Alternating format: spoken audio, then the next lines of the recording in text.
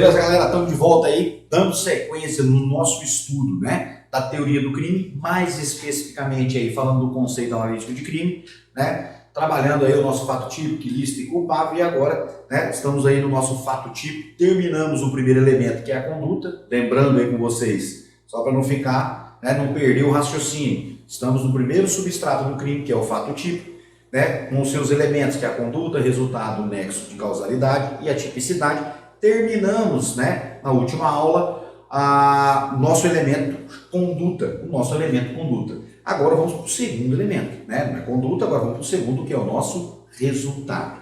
Tá joia? Primeira coisa, o que é o resultado? Agora é mais rápido, mais simples, né? Se você acabou de assistir aí a conduta, você viu que ele é mais compridão, tem muita coisa para estudar. Mas o resultado agora, o próprio nexo de causalidade e a tipicidade é mais rápido, mais tranquilo. Então vamos lá, o resultado aqui. O que é o resultado? Nada mais que a consequência, tá? É uma consequência que foi provocada pela conduta do agente, tá? Ele é uma consequência provocada pela conduta do agente. Saquei minha arma, 2 tiros no peito do meu desafeto e ele caiu morto lá. Tranquilo? O que aconteceu? A minha conduta aqui, ó, né? Essa conduta que eu pratiquei, tá joia? Foi a consequência provocada aí que trouxe esse resultado. Então, nada mais do que a consequência provocada pela conduta do resultado. Ou, desculpa, a conduta do agente. Então, o resultado não ocorreu exatamente como consequência da minha conduta, pelos disparos que a minha foi. Ponto. Tá joia? Conceito, não precisa se preocupar nesse ponto aqui, mas a ideia é essa. O que você tem que cuidar agora aqui, ó, são as espécies de resultado. Nós temos 2 espécies de resultado. Uma chamada de resultado naturalístico e a outra chamada de resultado normativo, também chamada de resultado jurídico. Você vai tratar como sinônimo aí as 2 expressões, tudo bem? O que é um resultado naturalístico? Olha o que ele diz.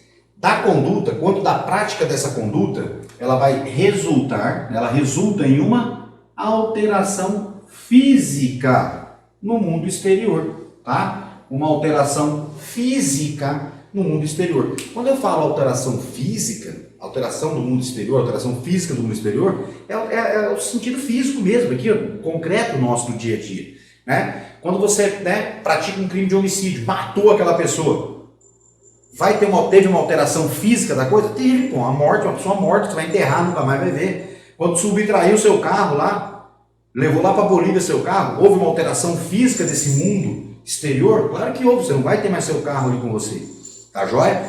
Então, quando eu falo que tem um resultado naturalístico, esse resultado naturalístico é exatamente aqui, ó, né, aquele que vai ocorrer essa alteração física, concreta do mundo exterior. Por isso que eu disse, ó, morte, diminuição patrimonial, lesão corporal aí, que é lesão ao corpo, tudo bem? Tudo isso é uma alteração física, tá joia?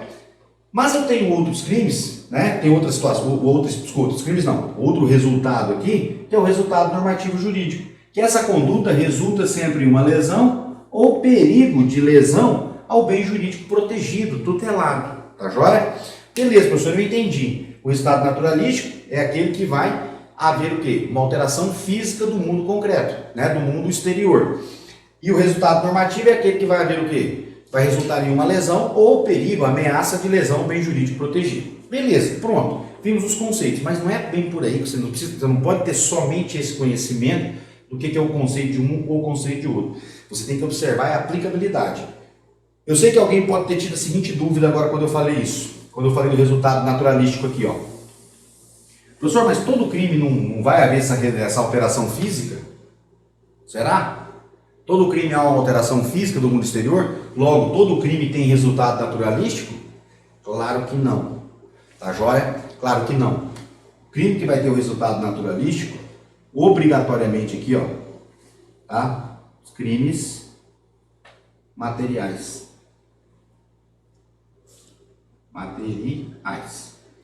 Quais são os crimes materiais? Aqueles que deixam vestígios.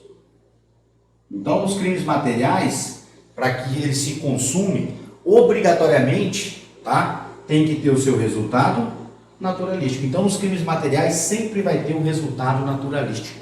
Nos crimes materiais sempre vai ter um resultado naturalístico. Porque nós temos crimes que ele pode até ter um resultado naturalístico, mas só descrito na norma.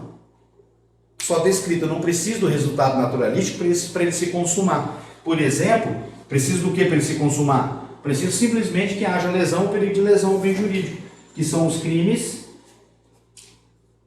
formais. Tá? São os crimes formais. O que são os crimes formais? Aquele de consumação antecipada. Né? Consumação antecipada, cortada, esses são os crimes formais. Por exemplo, vamos pegar o crime aí do artigo 317, tá? Do Código Penal, que é o crime de corrupção passiva. O que fala da corrupção passiva? Lá o agente público, né? O servidor público, o funcionário público, ele vai fazer o quê? Ele vai solicitar, receber ou aceitar promessa de vantagem indevida. A pergunta é simples. Ele precisa receber essa vantagem indevida para o crime se consumar? Não. Basta a solicitação, basta ali o recebimento até que ele vai receber. Mas quando ele solicita, por exemplo, ele precisa receber? Não, ele não precisa. Ele não precisa pegar o dinheiro para o crime se consumar. Só com a solicitação o crime está consumado. Então veja, eu chego lá e falo assim, ei, seguinte, para mim te liberar agora aí, ó, o cara chega lá na delegacia e fala, para mim te liberar e não fazer um flagrante com você me paga 10 mil? Ponto. Nesse momento que eu falei, se me paga 10 mil eu não faço flagrante, eu já solicitei, não solicitei? Então, quando eu solicito, o crime já está consumado, eu não preciso receber. Então, veja que nesse caso dos crimes formais aqui, basta que ocorresse o quê? Um resultado normativo jurídico. Não precisa do resultado naturalístico, que é essa mudança física do mundo exterior. Agora, diferente dos crimes materiais, que são aqueles crimes que deixam vestígios. Nesse, obrigatoriamente, tem que existir o resultado naturalístico. Sem o resultado naturalístico, não tem consumação dos crimes materiais. Belezeira? Tranquilo? Então, bastante cuidado aí com esses detalhes aqui, que aí você vai conseguir visualizar na hora da tua provinha lá para você conseguir matar. Então, fechando aí um resumão para você visualizar comigo, nós temos um resultado naturalístico, que é aquele que é a alteração física do mundo exterior, e o resultado normativo, que não necessariamente há uma alteração física do mundo exterior, basta que tenha uma lesão ou perigo de lesão ou bem jurídico tutelado, protegido. Então, nesse caso, os crimes formais, basta que eu tenha um resultado normativo. Nos crimes materiais, obrigatoriamente, eu tenho que ter o resultado naturalístico. E você deve ter percebido, obviamente, que nos crimes materiais, além de ter alteração física, ou seja, resultado naturalístico, também vai causar lesão ou bem jurídico. Então, nos crimes materiais, ele vai ter o quê? As duas espécies de resultado. Né? O resultado naturalístico, porque deixou vestígio, há uma alteração física, mas ao mesmo tempo, quando eu mato alguém, causei lesão ao bem jurídico? Vida ou não causei? Causei. Então ele também tem resultado normativo. Agora, diferente dos crimes formais, basta que eu tenha para sua consumação isso aqui, ó, o resultado normativo jurídico. Eu não preciso do resultado naturalístico. Então vamos lá, relação de causalidade, nexo causal aí. O que é isso? Bem simples, ó. O resultado é esse aqui. Olha lá, ó. Esse é o nexo causal. É o vínculo entre a conduta e o resultado. Tá joia? É o vínculo entre a conduta e o resultado. 2 disparos de arma de fogo, o cara caiu morto. Beleza? Caiu morto lá no chão. Tá aí tranquilo? Tranquilo. Vamos ver se teve nexo causal? Só a pergunta é o seguinte, ele morreu, o resultado, morte, ocorreu por causa dos 2 disparos? Sim. Então teve o vínculo, teve nexo de causalidade. Essa é a ideia do conceito. Mas nós temos que ter um cuidado com as teorias aí, ó, do Código Penal. Tá joia? É aqui que você tem que compreender como funcionam essas teorias. Nós temos uma primeira teoria que é adotada pelo Código Penal. Veja que está no artigo 13, caput do Código Penal, né? Que é a teoria da equivalência dos antecedentes causais, ou também chamada teoria da conditio sine qua non. Tá joia? O que significa conditio sine qua non? Condição indispensável. Tá joia? E a segunda teoria, que está no parágrafo 1º, é a teoria da eliminação hipotética dos antecedentes causais. Gente, vamos entender as duas teorias, como ela funciona. Vou te explicar as duas e aí a gente vai jogar nos exemplos de como cair isso em prova, tá joia? Para o seu concurso aí, bem dito agora nesse momento. Olha só, primeira teoria é a teoria da equivalência dos antecedentes causais. Então, nesse caso, nessa teoria, vocês vão observar que a coisa meio que não tem fim. Ela vai embora para um ad infinito e meio que não para. Veja que o nome diz teoria da equivalência dos antecedentes causais. Gente, o que significa isso? Vamos traduzir para você. Essa teoria da equivalência dos antecedentes causais, ele diz mais ou menos o seguinte, ó. Toda conduta que de alguma forma contribuiu para o resultado, ele é considerado causa. Vou repetir. Essa teoria, estou traduzindo ela para você. Toda conduta anterior, né? Toda anterior a quê? Ao resultado. Então, toda conduta anterior que de alguma forma, seja qual ela for, de alguma forma contribuiu para que ocorresse aquele resultado, por isso que ele diz, ó, equivalência dos antecedentes causais, para trás. Então, ou seja, toda conduta anterior ao resultado que de alguma forma contribuiu para que ele ocorresse, ele é considerado causa. Ele é considerado causa. Então, vou analisar assim. Toda conduta que de alguma forma contribuiu para o resultado é considerado causa. Mais ou menos seria isso aqui, ó. Você vai entender agora porque eu falei que é o ad infinito. Lembra que eu saquei a arma de fogo, 2 disparos, bum bum, o cara caiu morto. Beleza? Qual que é o resultado que nós temos? A morte. Qual foi a minha conduta? 2 disparos. Até aí tranquilo? Mas antes de eu efetuar os disparos com ele, o que eu fiz? Eu fui numa loja que vende armas, tranquilo? Comprei minha arma certinho lá, tudo bacaninha. Quando eu comprei minha arma, encontrei meu desafeto e fui lá e efetuei esses 2 disparos contra ele. Até aí tranquilo? Tranquilo. Então, resultado, qual é o resultado que nós temos? A morte. Agora vamos analisar as condutas. As condutas são antecedentes, ó, os antecedentes causais. A morte ocorreu, vamos analisar a minha conduta, 2 disparos. Esses 2 disparos contribuiu para que ocorresse o resultado da morte? Sim. Então é causa. Então é causa. Esses 2 disparos contribuíram, ele é causa. Beleza? Agora vem cá. Se o cara da loja não tivesse me vendido a arma, eu não tinha tirado nele, não tinha alcançado o resultado da morte. Então, de alguma forma, o cara da loja, quando ele me vendeu a arma, também foi causa. Também foi causa. Tranquilo? Agora vem cá. Se o cara da fábrica não tivesse fabricado a arma e encaminhado para o cara da loja, o cara não tinha me vendido, não tinha tirado nele. Então, a fábrica também foi, de alguma forma, contribuiu para esse resultado. Então, foi causa. O cara que inventou a arma, se ele não tivesse inventado a arma, a fábrica não tinha fabricado, o cara não tinha me vendido, eu não tinha comprado e não tinha tirado. Então, também é causa. E aí, nós vamos parar onde aí? No ad infinito. Tá joia? Vai, ó, lá no ad infinito. Beleza? É assim que funciona. Essa é a ideia dessa teoria. Que, inclusive, é adotada pelo Código Penal. Tá no caput. Professor, mas peraí que você tá ficando noiado falando um negócio desse pra mim. Você tá doido. Todo mundo para trás vai responder com você. Pelo crime de homicídio? Eu não falei isso. Eu não falei que todo mundo ia responder pelo crime de homicídio. Nós estamos falando que tem nexo de causalidade, tem nexo causal conforme a teoria da equivalência. Porque todas essas condutas anteriores que eu narrei, todas de alguma forma contribuíram para que esse resultado acontecesse. Beleza? Mas é óbvio que quem vai responder por esse resultado é somente a minha pessoa, né? Do comerciante que me vendeu a arma ali legalmente para trás, ninguém vai responder pelo crime de homicídio. Por que eles não vão responder? Por ausência de nexo de causalidade?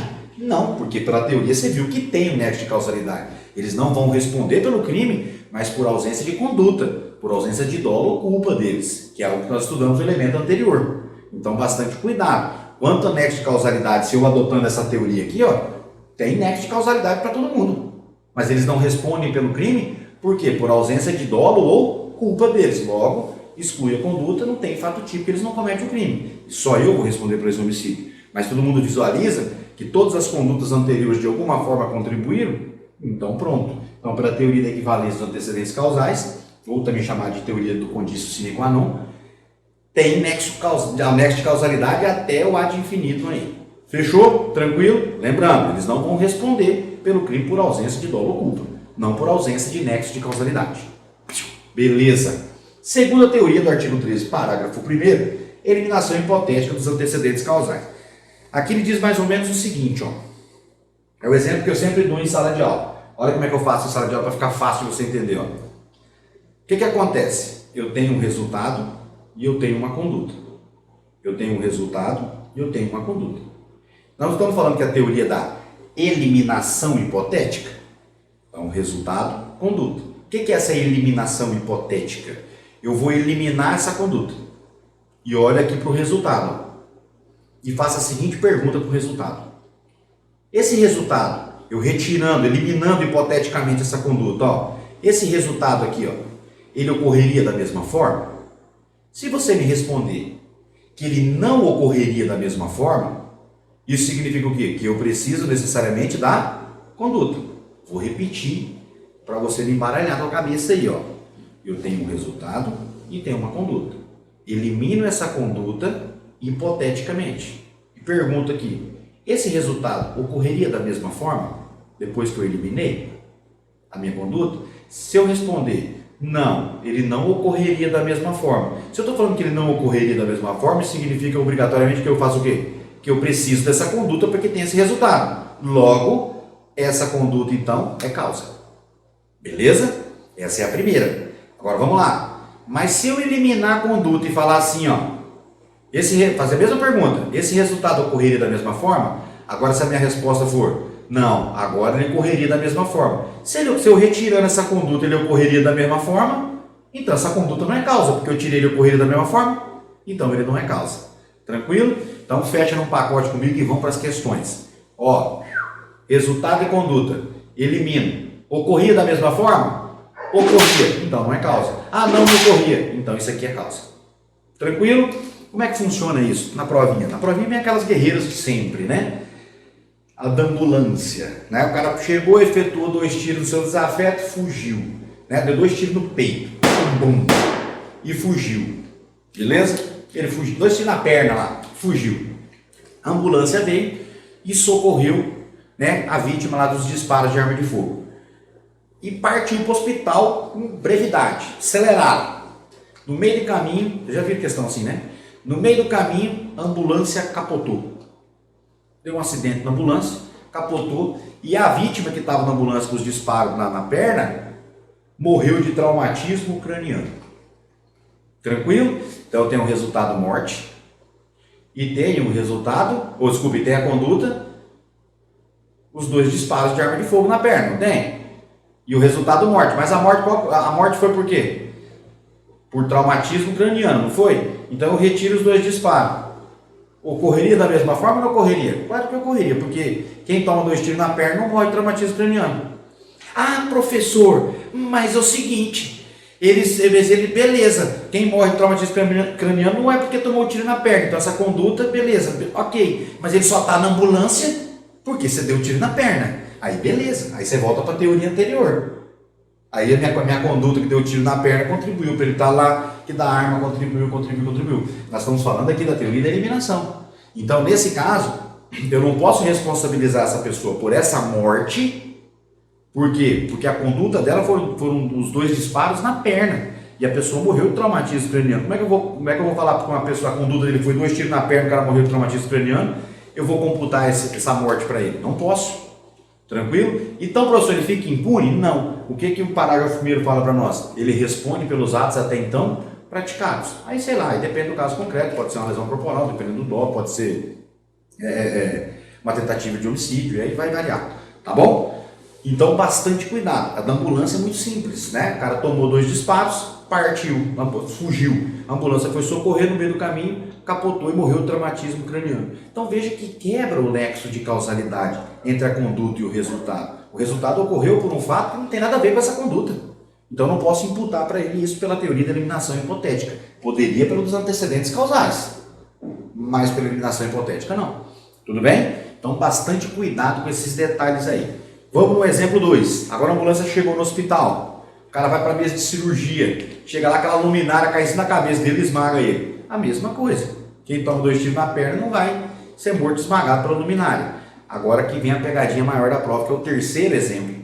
Agora é o seguinte, imagina o seguinte, ele chegou lá com os ferimentos de tiro, foi? Os buracos da munição lá dos disparos. E aí deu uma infecção hospitalar em decorrência dos ferimentos dele. Opa, aqui independe da teoria, não quebrou o nexo de causalidade. Veja que a morte ela ocorreu a infecção em decorrência de quem? Dos ferimentos que a sua conduta causou. Portanto, tem um nexo de causalidade. Beleza? Então, bem básica aí para você, né? Uma aula bem básica para você dessa questão do nexo de causalidade aí, mostrando as duas teorias adotadas pelo Código Penal aí, beleza? Essa é a teoria principal que está no caput e essa é a secundária. Então assim, quando você observar que a ambulância está capotando, o cara morreu por outra causa que não tinha nada a ver com a tua conduta, ele está por aqui. CESP eu já vi cobrar como isso na prova. Ele joga da ambulância. Imagina lá, ó, 2 tiros, fugiu, a ambulância socorreu, no meio do caminho capotou, morreu do traumatismo craniano. Ponto. Beleza? Então vamos lá. O William efetuou 2 disparos de arma de fogo no João. Beleza? 2 disparos no João. O William fugiu, o João foi socorrido na ambulância. A ambulância no caminho do hospital capotou e o João morreu de traumatismo craniano. Ponto. Essa é a história. Aí ele coloca lá assim: segundo a teoria da eliminação hipotética dos antecedentes causais, ou então segundo a teoria da eliminação hipotética, o William responderá por homicídio consumado. Falsa, né? Por quê? Porque se é da eliminação hipotética, 2 disparos que eu dei no peito dele, morrer de traumatismo craniano, a minha conduta não contribuiu para esse resultado. Agora, se ele coloca lá, segundo a teoria da equivalência dos antecedentes causais, o William responderá por homicídio consumado. Agora, verdadeiro. Por quê? Porque agora vem aquele desdobramento que eu mostrei para vocês inicialmente. Então, nesse caso aí, ó, o que vai acontecer? Ele só estava na ambulância porque eu efetuei os disparos. Aí, show de bola, consumado. Então, muitas vezes o CESP blinda. Ele dá uma blindada nas questões. Então, você tem que ter um cuidado com qual teoria você vai estar trabalhando. Show de bola? Beleza pura.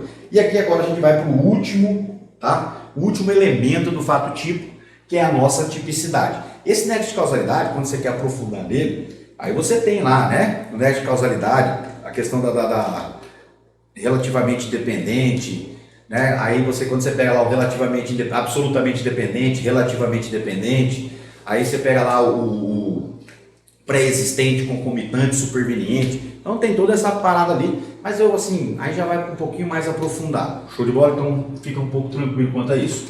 Tipicidade penal. Gente, é a nossa terceira, é a tipicidade. A nossa tipicidade, ela vai se dividir, olha só, vimos a conduta, vimos o resultado, vimos o nexo de causalidade e agora a gente está vendo a tipicidade, o último elemento do fato tipo. Essa tipicidade aqui, ó, ela vai se subdividir, né? São 2 espécies. A tipicidade penal, ela se divide nas 2 espécies, que é a nossa tipicidade formal e a nossa tipicidade material. O que é a tipicidade formal? Gente, bem tranquilo, a conduta vai se enquadrar perfeitamente no que está descrito na lei penal. Então, a minha conduta que eu pratiquei aqui no mundo real, ela se enquadra exatamente com o que está descrito lá na lei penal. Beleza? Ou seja, formal porque ela se formaliza com o que está descrito lá na lei penal. Ela se formaliza, ó. Pum. Ó, a minha conduta, saquei, bom, caiu morto. Minha conduta se formalizou lá, ó, matar alguém, artigo 121 do Código Penal. Então esse é o conceito formal. Mas nós temos também da tipicidade formal. Agora, tipicidade material ocorre quando a conduta realizada pelo agente fere, de fato, o bem jurídico tutelado, ou seja, tem relevância para o direito penal. Então, o que acontece? Não basta que esse meu comportamento se formalize, se amolde a um tipo penal descrito na lei, ok? Ele também tem que ser o quê? Relevante para o direito penal, tá joia? E o que acontece aqui, ó? E aí eu já vou puxar um gancho com você, uma outra situação. A tipicidade material, tá? Além de se formalizar, né, que é a tipicidade formal, essa material tem que de fato ter ferido o bem jurídico protegido pela norma. Senão, não. Olha o exemplo aqui, ó, bem fácil. Isso aí já caiu várias vezes em provas também. A pessoa entrou, né, num grande supermercado aí.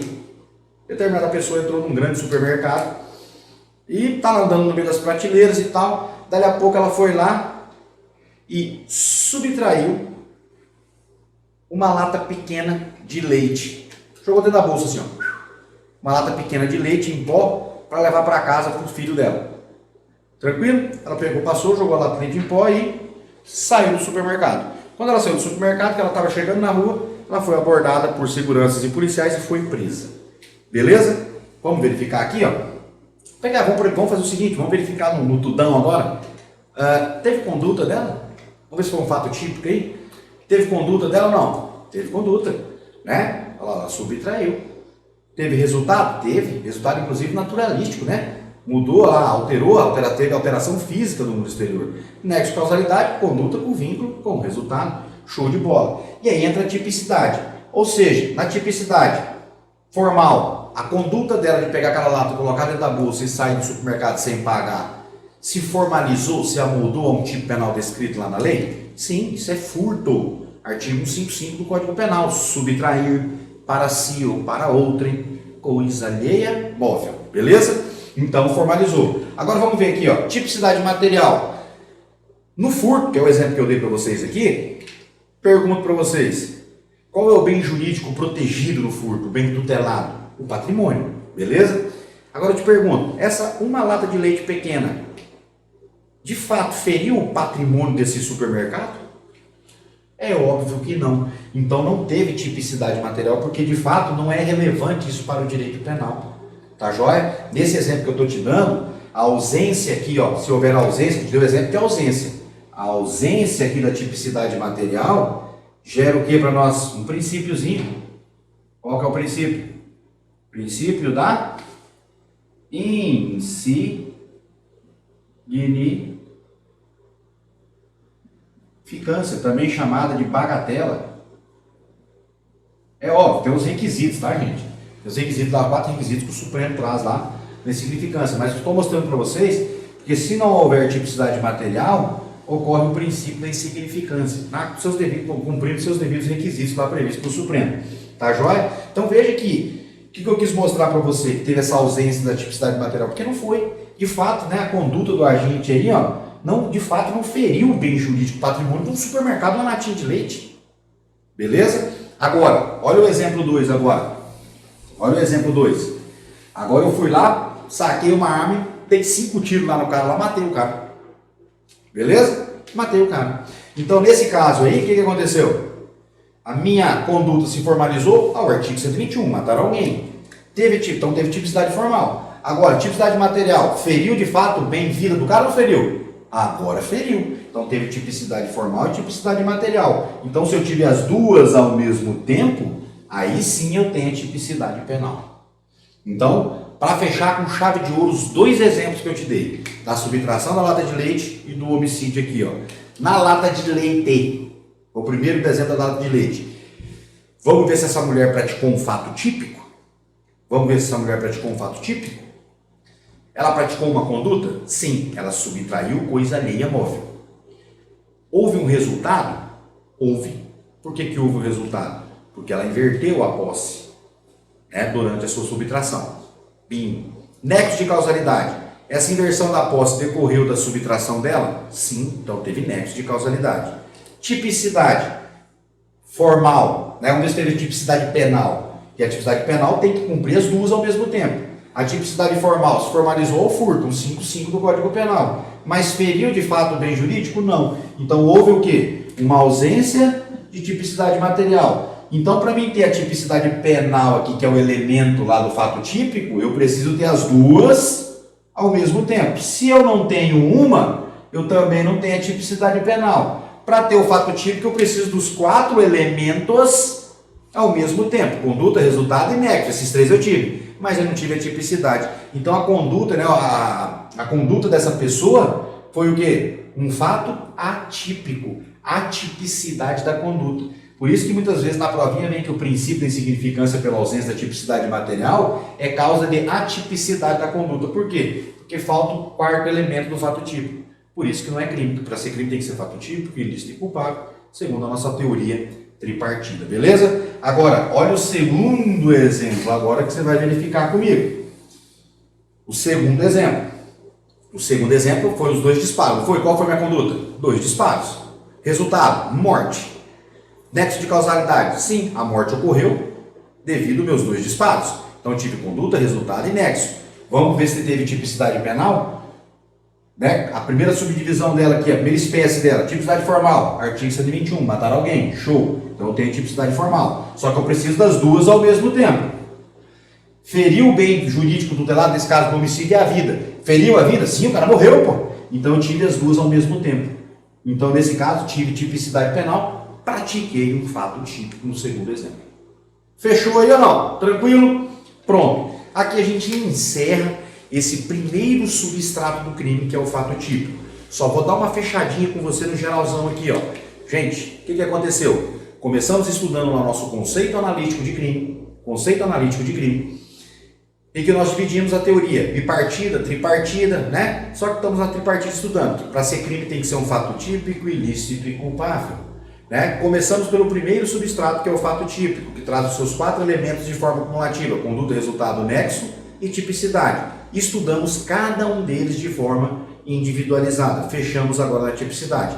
Na próxima aula, a gente vai para o segundo substrato, que é a ilicitude, né? Ou a juridicidade, como você preferir. Lembra do quadrinho que eu coloquei em aulas anteriores para vocês aí? Você vai ter acesso a ele aí, tá bom? Então, vai ter lá a ilicitude. O que nós vamos estudar lá na próxima aula, então? As excludentes de ilicitude, beleza? Até daqui a pouco a gente volta na nossa próxima aula aí, já iniciando o nosso segundo substrato.